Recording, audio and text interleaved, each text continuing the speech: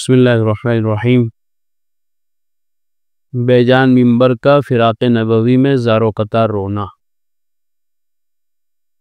یہ مضمون چل رہا ہے کہ نبی اکرم صلی اللہ علیہ وسلم سے حضرات صحابہ کو جیسی محبت تھی اور آپ صلی اللہ علیہ وسلم کی سنت، آپ کی اطاعت کی پیروی کرنا ان کے لیے ساری جہان کی چیزوں سے زیادہ افضل تھا، بہتر تھا، مقدم تھا۔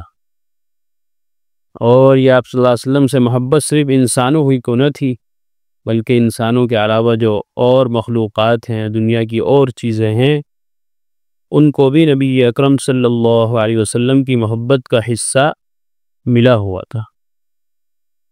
چنانچہ ایک واقعہ نقل کیا گیا ہے کہ آپ صلی اللہ علیہ وسلم منبر پر کھڑے ہو کر تقریر فرماتے تھے، بیٹھ کر وعظ فرماتے تھے، لیکن جب آپ صلی اللہ علیہ وسلم کے لیے ایک دوسرا منبر بنا دیا گیا تو وہ جو پہلا منبر تھا، پہلا جو لکڑی کا تنا تھا، وہ آپ صلی اللہ علیہ وسلم کی جدائیگی کی وجہ سے بلک بلک کر رونے لگا۔ حالانکہ لکڑی ہے، بے جان ہے، ہم تو یہ سمجھتے ہیں کہ اس کو کچھ پتہ نہیں ہے، لکڑی ہے، لیکن قرآن سے پتہ چلتا ہے کہ ساری چیزیں اللہ کی تسبیح بیان کرتی ہے۔ اسی لیے درختوں کے بارے میں تو حدیث میں آ گیا، درخت جب تک سوکھتا نہیں ہے تو وہ اللہ کا ذکر کرتا رہتا ہے۔ مچھلی کے بارے میں بھی آتا ہے کہ مچھلی اللہ کا ذکر کرتی رہتی ہے، اور جو مچھلی اللہ کے ذکر سے غافل ہو جاتی ہے تو شکاری اس کو جال میں پھنسا لیتا ہے۔ وہی مچھلی پھنستی ہے جو اللہ کے ذکر سے غافل ہو جائے۔ تو ہر چیز اللہ کے ذکر میں مصروف ہے، مشغول ہے، لیکن ہمیں سمجھ نہیں آتی۔ قرآن کہتا ہے وَإِن مِّن شَيْءٍ إِلَّا يُسَبِّحُ بِحَمْدِهِ وَلَٰكِن لَّا تَفْقَهُونَ تَسْبِيحَهُمْ۔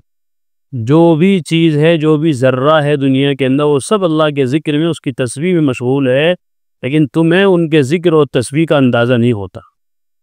ہم تو سمجھ رہے ہیں کہ یہ پنکھا ہے، یہ کپڑے ہیں، کتابیں ہیں، ان کے اندر کوئی جان نہیں ہے۔ جان ہونا نہ ہونے ایک الگ چیز ہے، لیکن ان کے اندر اللہ کی تسبیح بیان کرنے کا یہ جو مشغلہ ہے، یہ جو صفت ہے، وہ اللہ نے اپنی قدرت سے رکھ دی ہے۔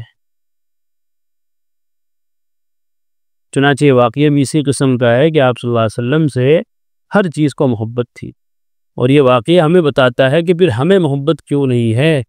سب سے زیادہ محبت تو انسانوں کو ہونی چاہیے کہ آپ صلی اللہ علیہ وسلم انسانوں کے نبی ہیں، جنات کے نبی ہیں، اور ساری ہدایات اور کامیابی کا طریقہ تو آپ انسانوں کے لیے لے کر آئے ہیں، تو آپ سب سے بڑے محسن تو انسانوں کے ہیں، تو انسانوں کو آپ سے محبت ہونی چاہیے کہ آپ نے اتنا بہترین کلام اللہ کا آپ کے ذریعے سے امت کو ملا ہے، زندگی گزارنے کا بہترین طور و طریقہ آپ سے ملا ہے، اور آپ کی برکت سے جنت کا راستہ ملا ہے، اللہ کو راضی کرنے کے طریقے ملے ہیں، ساری چیزیں کامیابی کی وہ آپ صلی اللہ علیہ وسلم کی وجہ سے ملی ہے، تو ہر انسان کو آپ سے محبت ہونا لازمی ہے۔ اور یہ ایمان کا مطالبہ بھی ہے ہم سے، کیونکہ اللہ کے نبی نے قسم کھا کے ارشاد فرمایا کہ وہ آدمی اس وقت تک مومن ہی نہیں ہو سکتا جب تک کہ میری محبت اس کی ساری محبتوں پر غالب نہ آ جائے۔ انسان کو ماں باپ سے بڑی محبت ہوتی ہے، لیکن اللہ کے نبی کہہ رہے ہیں کہ ماں باپ سے بھی زیادہ محبت مجھ سے ہونی چاہیے۔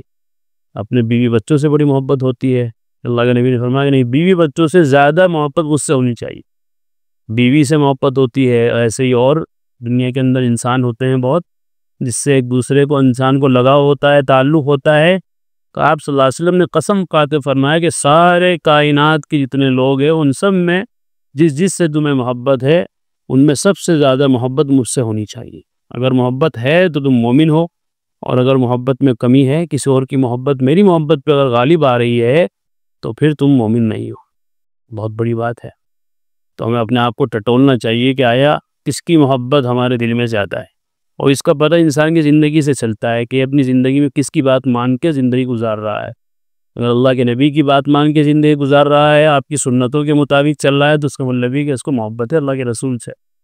اور اگر معاشرے کی دیکھا دیکھی، مغربی تہذیب کے کلچر کے مطابق اور ان کے طور و طریقے کے مطابق اگر زندگی گزار رہا ہے، تو اس کا مطلب یہ ہے کہ آپ صلی اللہ علیہ وسلم سے محبت نہیں ہے، مغربی تہذیب اور کلچر سے محبت ہے، اسی لیے اس کو اپنائے ہوئے ہے۔ تو یہ ہر مومن کا امتحان بھی ہے۔ نبی اکرم صلی اللہ علیہ وسلم کا ایک منبر لکڑی کا تھا، جو ویسا ہی معمولی سا بنا ہوا تھا، کوئی مستقل منبر نہ تھا، نبی اکرم صلی اللہ علیہ وسلم اس پر خطبہ ارشاد فرمایا کرتے تھے۔ کچھ لوگوں کو توجہ ہوئی تو انہیں مسجد کے اندر مستقل ایک ممبر تعمیر کر کے وہاں نصب کر دیا، اور لکڑی کا عارضی ممبر جو وہاں پر موجود تھا اس کو وہاں سے ہٹا دیا۔ اس کے بعد حسب معمول اللہ کے نبی صلی اللہ علیہ وسلم جمعے میں خطبہ ارشاد فرمانے تشریف لائے اور ممبر پر کھڑے ہوئے تو دیکھا کہ کسی کے بلک بلک کر رونے کی آواز آ رہی ہے، اور پرانا ممبر اٹھا کے ایک سائڈ میں رکھ دیا اور نئے ممبر بنا دیا گیا آپ صلی اللہ علیہ وسلم کے لیے۔ تو آپ نے پہلی مرتبہ جب اس نئے ممبر پر کھڑے ہو کر بیان کرنا شروع کیا تو جو پرانا ممبر تھا اس میں سے رونے کی آواز آئی ہے۔ سب پریشان کہ یہ کون رو رہا ہے۔ آپ صلی اللہ علیہ وسلم خطبہ چھوڑ کر اس کی طرف تشریف لے گئے اور جا کر اس سے پوچھا کہ کیا بات ہے، کیوں روتا ہے؟ ممبر زبان حال سے یہ جواب دینے لگا کہ یا رسول اللہ، اب تک آپ کی قربت مجھے نصیب تھی، نئے ممبر کے بننے کے بعد مجھے کونے میں ڈال دیا گیا، میں آپ کی جدائی برداشت نہیں کر سکتا۔ یہ دیکھیں، لکڑی ہے، دیکھنے کہنے کو تو لکڑی ہے، لیکن اس کو بھی اللہ کے نبی سے ایسی محبت ہے جس کی مثال نہیں۔ اس کے بعد آپ صلی اللہ علیہ وسلم نے اس کو سینے سے لگایا اور اس کو تسلی دی تو وہ خاموش ہو گیا۔ پھر آپ صلی اللہ علیہ وسلم نے ارشاد فرمایا، اس ذات کی قسم جس کے قبضے میں میری جان ہے، اگر میں اس کو اپنے سینے سے نہ لگاتا تو میری جدائی کے صدمے میں قیامت تک روتا رہتا۔ اس کے بعد آپ صلی اللہ علیہ وسلم نے فرمایا کہ جاؤ اس کو دفن کر دو، کہ حدیث شریف کے اندر واقعہ ہے، صحابہ اس واقعے کے گواہ ہیں کہ ایسا ہوا تھا، دفن کر دیا گیا۔ تو دیکھیے نبی اکرم صلی اللہ علیہ وسلم سے محبت ہماری سمجھ کے مطابق، ہماری عقل کے مطابق ایک بے جان چیز کو بھی آپ سے محبت ہے، جانداروں کو کتنی محبت ہونی چاہیے۔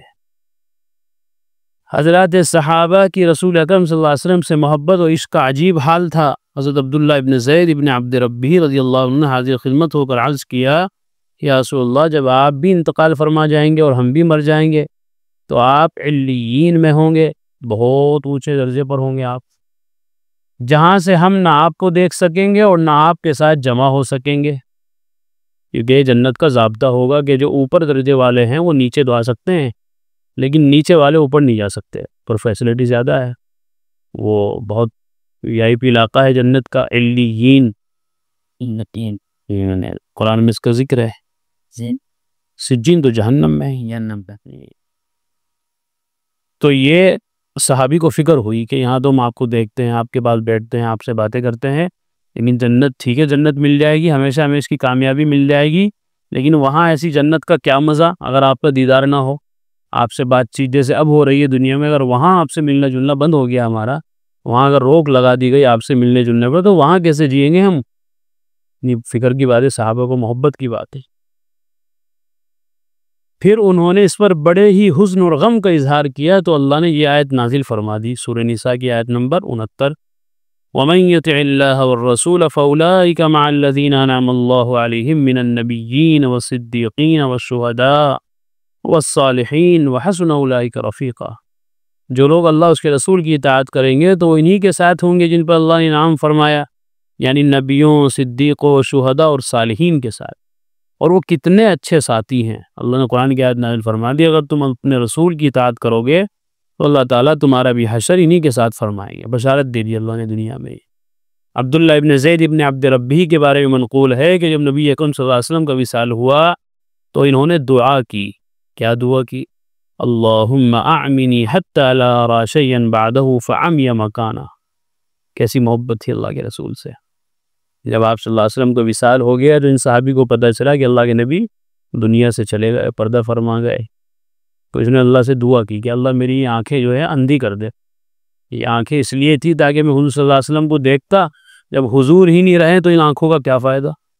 حالانکہ بتیرے فائدے ہیں دنیا میں، اپنے بھی کام ہیں، بیوی بچے ہیں، رشتہ دار ہیں، آنکھ تو بہت بڑی نعمت ہے اللہ کی، لیکن کیا فرق ہے، محبت کتنی زیادہ تھی، عشق اور محبت کتنی زیادہ ہو چکی تھی، اس درجے پر پہنچ گئی تھی، اللہ سے یہ دعا کر دی کہ اللہ میری آنکھیں واپس لے جا، اس کی بینائی ختم کر دے، مجھے اندھا کر دے۔ کوئی کر سکتا ہے دعا؟ بلکہ اندھے دعا کرتے ہیں کہ اللہ مجھے آنکھیں دے دے، لیکن کوئی آنکھوں والا دعا نہیں کر سکتا کہ مجھے اندھا کرتے۔ اسے پتہ ہے کہ دنیا کا سارا حسن، سارا نظارہ تو آنکھوں سے ہی دکھتا ہے، چلنا پھرنا، کھانا پینا، سارا کاروبار آنکھوں سے بہت سارے مراحل آسان ہو جاتے ہیں، لیکن یہ محبت کی ایسی مثال ہے یہ اس کی مثال دنیا والوں نے نہیں دیکھی۔ محبت کے دعوے دار تو بہت ہے دنیا میں، کوئی محبت کی وجہ سے اوپر سے نیچے کود گیا، کوئی محبت کی وجہ سے گھر میں لٹک گیا، کوئی محبت کی وجہ سے ٹرین کے آگے آگے مر گیا۔ تو یہ پاگل پن تو بہت ہے دنیا میں، لیکن وہ بھی ناجائز محبت، اور یہ جائز محبت ہے اور اس درجے کی محبت ہے، پھر اس کی مثال نہیں مل سکتی۔ کیا فرمائے اللہ مجھ کو اندھا کر دے تاکہ نبی اکرم صلی اللہ علیہ وسلم کے بعد اب کسی چیز کو نہ دیکھ سکوں۔ ان کی یہ دعا فوراً قبول ہو گئی اور اسی وقت نابینا ہو گیا۔ یہ دیکھیے سچی دعا تھی، سچے دل سے مانگی تو اللہ نے قبول کر لی، اور ہمارے لیے ہمیشہ ہمیشہ کے لیے قیامت تک آنے والوں کے لیے واقعہ عبرت کا سبق بن گیا، نصیحت کا درس بن گیا کہ دیکھو ایسے بھی عاشق ہوتے ہیں، اور اصل تو عاشقی یہی ہے۔ اللہ اکبر، کیا عشق تھا محبوب دو عالم صلی اللہ علیہ وسلم کے ساتھ کہ آپ کے بعد اپنی آنکھوں سے کسی کو دیکھنا بھی نہیں چاہتے تھے۔ گویا یہ آنکھیں صرف اس لیے تھی کہ حضور صلی اللہ علیہ وسلم کی زیارت کریں۔ جب آپ کا وصال ہو گیا تو گویا بھی ان آنکھوں کی ضرورت ہی نہیں، وہ آنکھیں کس کام کی جن سے محبوب کا دیدار نہ ہو۔ یہ تھی اصل بات۔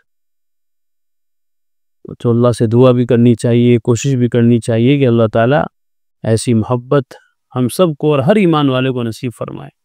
یہ محبت ہی ایسی چیز ہے جو آدمی سے پتہ نہیں کیا کیا کروا دیتی ہے، نہ آدمی آگے دیکھتا، نہ پیچھے دیکھتا، نہ دائیں نہ بائیں، بس محبت میں چلا جا رہا ہے، نہ ماں باپ کی سنتا، نہ بھائی بہن کی سنتا، نہ بڑوں کی نہ چھوٹوں کی۔ محبت میں ایسا دیوانہ ہو جاتا ہے کہ پھر کسی کی نہیں سنتا، نہ اپنی عزت دیکھتا، نہ اپنے گھر والوں کی، نہ خاندان والوں کی، نہ معاشرے کی۔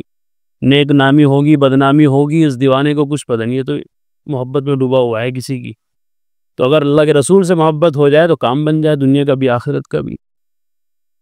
اللہ تعالی ہمیں بھی یہ نعمت عطا فرمائے۔ وآخر دعوانا الحمدللہ۔ قرآن کریم میں اللہ تعالیٰ فرماتے ہیں الا بذکر اللہ تطمئن القلوب، کہ سن لو، اچھے سے سمجھ لو، اللہ تعالیٰ کے ذکر ہی سے دلوں کو اطمینان نصیب ہوتا ہے۔ یعنی اللہ تعالیٰ کے جو انعامات و احسانات اور اس کی نوازشیں ہم پر ہیں، اگر ہم ان کو یاد کریں گے تو ہمارے بے قرار دل کو قرار آ جائے گا، سکون مل جائے گا۔ اگر ہم چاہتے ہیں کہ ہمارے دلوں میں سکون آئے، اطمینان نصیب ہو، تو اس کا ایک واحد علاج اور ایک بہترین دوا یہ ہے کہ ہم فوراً اللہ کے ذکر میں مشغول ہو جائیں۔